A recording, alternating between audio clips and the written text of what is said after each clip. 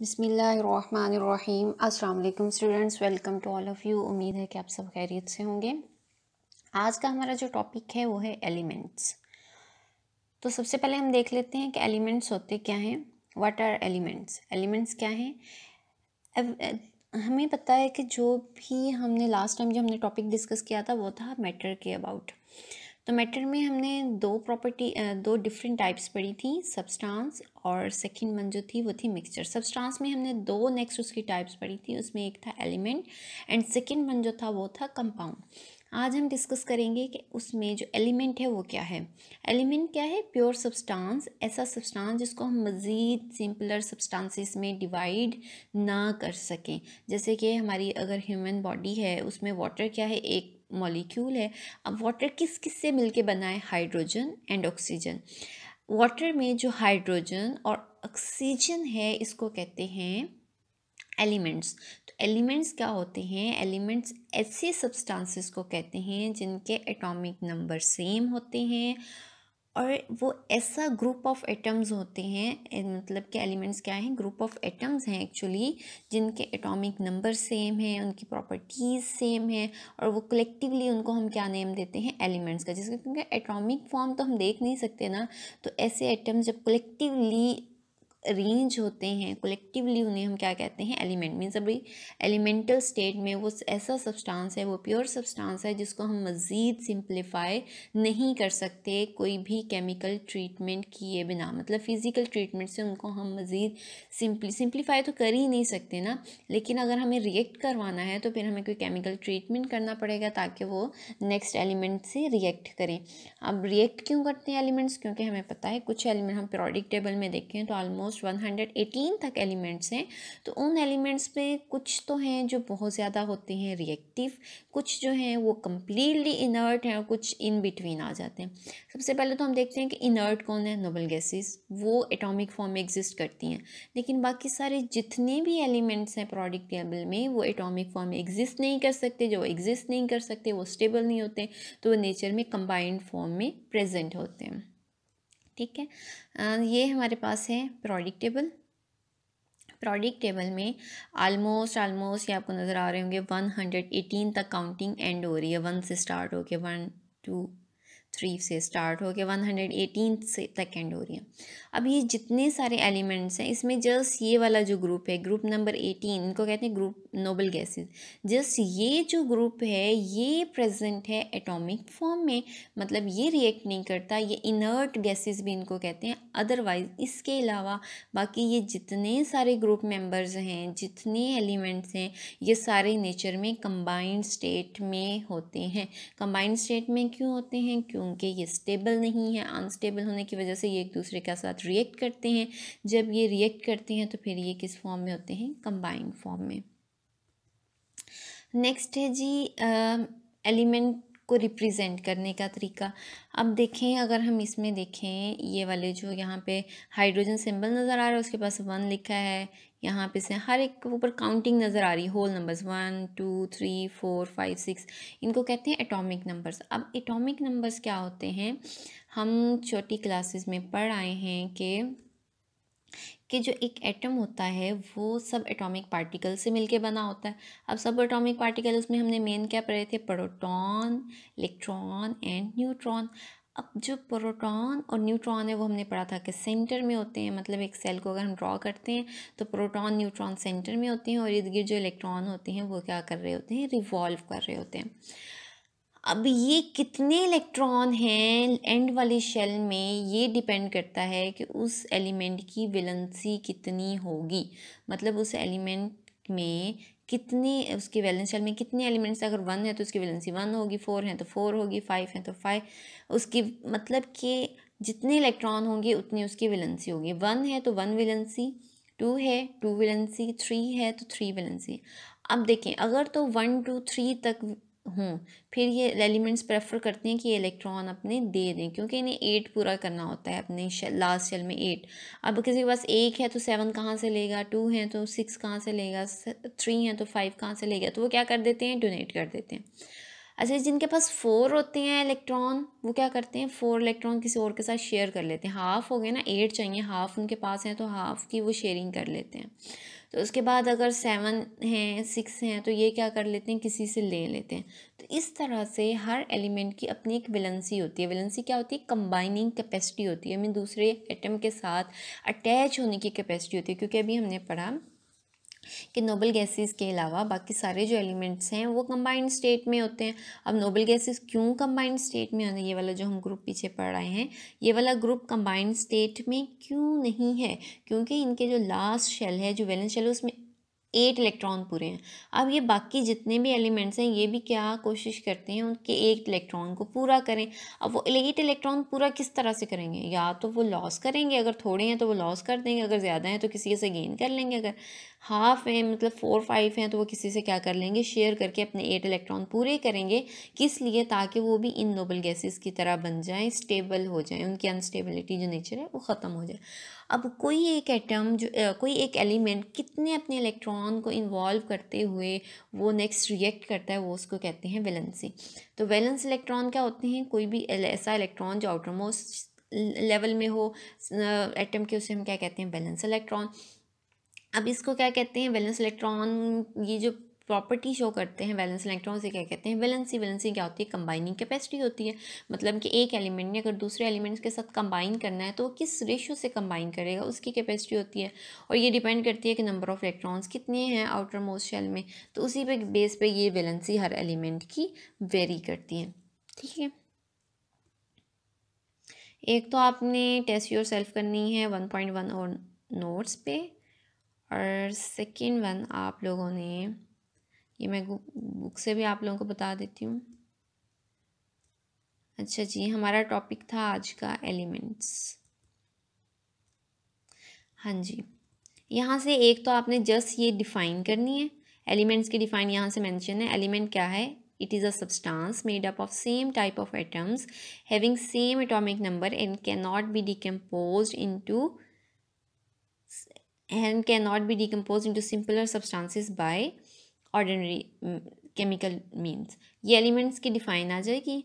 अब इसके साथ आप लोगों ने एक थोड़ी सी हिस्ट्री बतानी है कि स्टार्टिंग में क्या था, कि जो एलिमेंट्स थे वो थे जस्ट 9। मतलब स्टार्टिंग में जब डिस्कवरिंग स्टार्ट हुई थी एलिमेंट्स की, तब सबसे पहले जो एलिमेंट डिस्कवर हुए थे वो थे carbon, gold, silver, tin, mercury, lead, copper, iron and sulphur. ये वाले 9 एलिमेंट्स थे जो स्टार्टिंग में जो है डिस्कवर हुए थे। उसके बाद एक तो ये वाली लाइन आपने याद करनी है कि आपको पता होना चाहिए स्टार्टिंग में एलिमेंट्स कितने थे और उनके नेम क्या थे। ठीक है, सेकेंड वन यहाँ से आपने याद करना है end of the 19th century. मतलब 19th सेंचुरी के एंड होने तक आपके पास कितने इलेक्ट्रॉन जो थे, एलिमेंट्स थे, वो डिस्कवर हो गए थे, 63। ये MCQs आ जाते हैं, तो इसलिए आप लोगों ने इनको अच्छे से करना है। एक तो यहाँ से ये 9 एलिमेंट्स वाली लाइन, और एक यहाँ से 63 मीन्स 19th सेंचुरी में कितने हो गए, 63। और अब कितने हैं, 118 हैं, और इसमें से जो 92 हैं वो क्या है, नेचुरली अकरिंग सब्सटेंसेस। ये आपने करना है। उसके बाद आपने यहाँ से हेडिंग बनानी है नेचर ऑफ एलिमेंट्स की। नेचर ऑफ एलिमेंट्स में आपने मेंशन करना है कि नेचर क्या होती है, ये नेचर कह रही हूँ, अक्रंस ऑफ एलिमेंट्स। अक्रंस में आपने क्या लिखना है कि जो एलिमेंट्स होते हैं वो नेचर में या तो फ्री स्टेट में होते हैं या फिर कंबाइंड स्टेट में होते हैं। अब फ्री स्टेट में कौन से होते हैं वो मैंने आपको बताया, जैसे कि नोबल गैसेस, और कंबाइंड स्टेट में बाकी सारे एलिमेंट्स कंबाइंड स्टेट में। यहाँ से आपने जस्ट इतना करना है। उसके बाद यहाँ से पे आपको परसेंटेज मेंशन की हुई है, जिसमें अर्थ क्रस्ट की है, ओशंस की है और एटमॉस्फेयर की है। ये सारे एलिमेंट्स की परसेंटेज है। अब होता यह है कि ये MCQs में पूछा जाता है कि जी सबसे हाईएस्ट परसेंटेज किसकी है अर्थ क्रस्ट में, लोएस्ट परसेंटेज में कौन सा एलिमेंट है। इसी तरह ओशंस में हाईएस्ट परसेंटेज किसकी है, ओशंस में लोएस्ट परसेंटेज किसकी है, इसी तरह एटमॉस्फेयर में हाईएस्ट परसेंटेज किसकी है। तो ये आप लोगों ने परसेंटेजेस याद करनी होंगी क्योंकि ये MCQs के हवाले से हैं। उसके अलावा जी एलिमेंट्स जो होते हैं वो सॉलिड, लिक्विड और गैसियस स्टेट में होते हैं। ये अब जितनी भी मेटल्स हैं, ये जो पीरियोडिक टेबल में अगर हम देखें, इस पीरियोडिक, हाँ जी, ये जो आपको नज़र आ रही है ना, ग्रुप 1, ग्रुप 2 और ये 3 से लेकर 5 तक, ये सारी हैं मेटल्स। और ये जो नीचे हैं ये भी हैं मेटल्स। ये मेटल्स हैं, और ये ग्रुप 13 से लेके 17 तक, ये सारे 13 से लेके 17 तक ये वाला पोर्शन, ये पोर्शन जो है ये है नॉन मेटल्स। और इसमें इन बिटवीन आती है मेटलॉइड्स, ये वाली जो आपको लेडर सी बनी हुई नज़र आ रही है ना, ये वाली, ये यहाँ से इतना जो पोर्शन है, ये वाला जो है ये पोर्शन है मेटलॉइड्स का। तो इस तरह से आपके जो एलिमेंट्स होते हैं वो ऑलमोस्ट 3 स्टेट्स में होते हैं, metals, non metals, 3 properties show, तरह की प्रॉपर्टीज़ शो कर रही होती हैं, कुछ मेटल्स होती हैं, कुछ नॉन मेटल्स होती हैं, मेटलॉइड्स। अगर हम पीरियोडिक टेबल को देखें तो उसमें सबसे ज़्यादा मेटल्स हैं। मेटल्स क्यों हैं सबसे ज़्यादा? क्योंकि मेटल्स ग्रुप 1 से लेके 13 तक हैं, और आगे मेटलॉइड्स और जो नॉन मेटल्स हैं आगे नेक्स्ट जो है 12 से नेक्स्ट 13 से लेकर जो नेक्स्ट 18 तक है, इसमें मेटलॉइड्स भी, नोबल गैसेस भी और नॉन मेटल्स भी, ये सारे आ जाए। तो इसका मतलब मोस्टली जो पीरियोडिक टेबल है उसमें क्या है, मेटल्स है। ओके जी, next do you know box है, इसको आपने रीड आउट करना है। उसके बाद जो एलिमेंट्स होते हैं इनको रिप्रेजेंट करते हैं सिंबल से। अब सिंबल्स क्या होते हैं, जैसे मतलब हाइड्रोजन के लिए हम पूरा हाइड्रोजन नहीं लिखते, हम क्या लिख देते हैं H, नाइट्रोजन के लिए N लिख देते हैं, कार्बन के लिए C लिख देते हैं, तो E इनको क्या कहते हैं, सिंबल।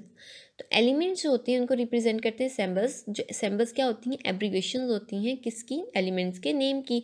जिस तरह से ये जो एब्रीविएशन, ये जो सिंबल्स हैं ये कौन कौन सी लैंग्वेज से लिए गए हैं, जिसमें इंग्लिश है, लैटिन है, ग्रीक एंड जर्मन है।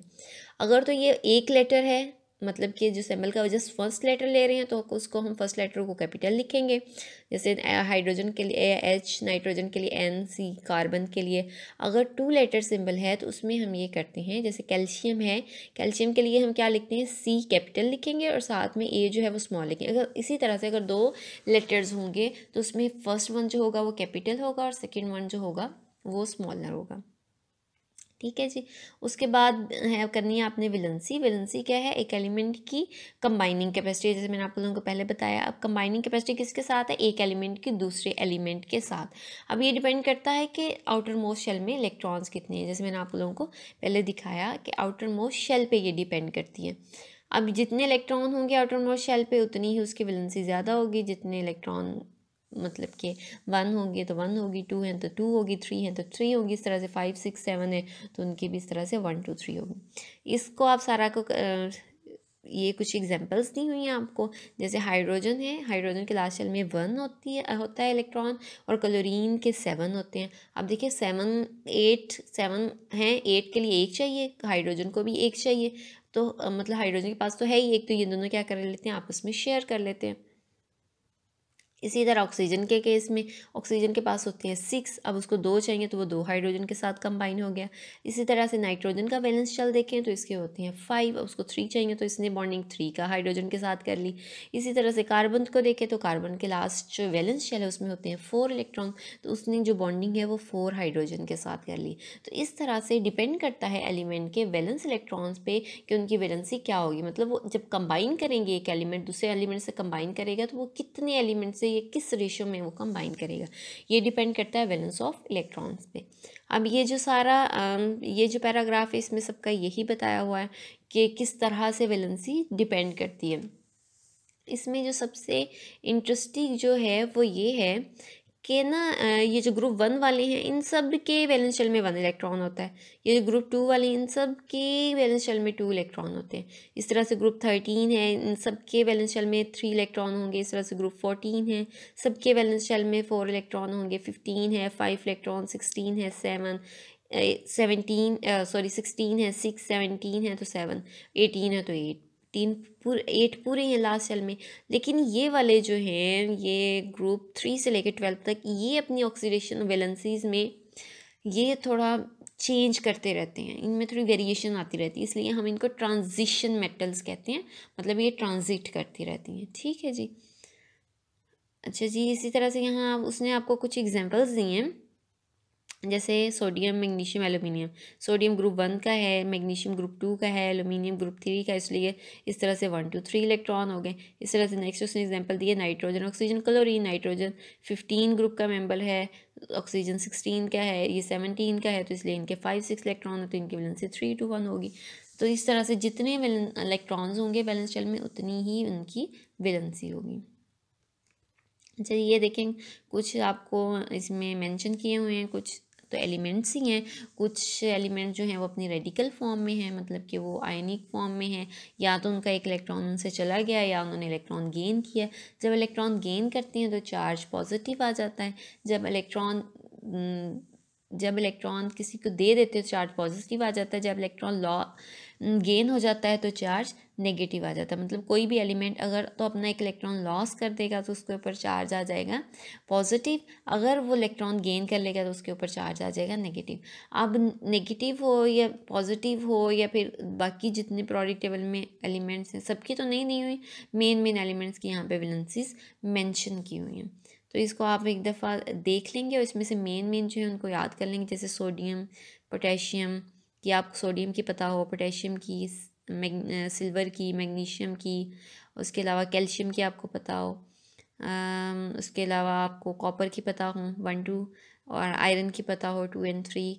उसके बाद आपको हाइड्रोजन की पता हो, क्लोरीन की, ब्रोमीन की, आयोडीन की, ये तो सारे एक ग्रुप के मेंबर हैं, क्लोरीन, ब्रोमीन, आयोडीन।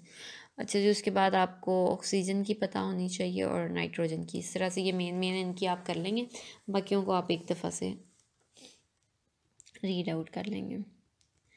अच्छा जी, यहाँ पे है कि कुछ एलिमेंट्स ऐसे होते हैं जिनकी एक से ज़्यादा वैलेंसी होती है, उनको हम वेरिएबल वैलेंसी से शो कर रहे होते हैं। जैसे यहाँ पे आपने देखा कॉपर है, मरकरी है, आयरन है, यहाँ पे फास्फोरस है। तो इस तरह से डिफरेंट वैलेंसीज भी हो सकती हैं। अगर तो जैसे आयरन है, आयरन की वैलेंसी है 2 और 3। अगर तो वैलेंसी 2 की स्टेट में होगा आयरन तो उसे कहेंगे फेरस, और अगर ये 3 की स्टेट में होगा उसको करेंगे फेरिक। फेरिक जो जो फेरिस के एंड में अस की साउंड है वो लोअर वैलेंसी के लिए होती है, और जो इक की साउंड होती है वो हायर वैलेंसी के लिए होती है, इसलिए फेरिस 2 के लिए कहेंगे और फेरिक 3 के लिए कहेंगे। ये था हमारा आज का लेक्चर। इसमें आपको कोई भी कन्फ्यूजन हो तो आप कमेंट बॉक्स में कमेंट कर सकते हैं। थैंक यू सो मच, फ़ी अमानिल्लाह।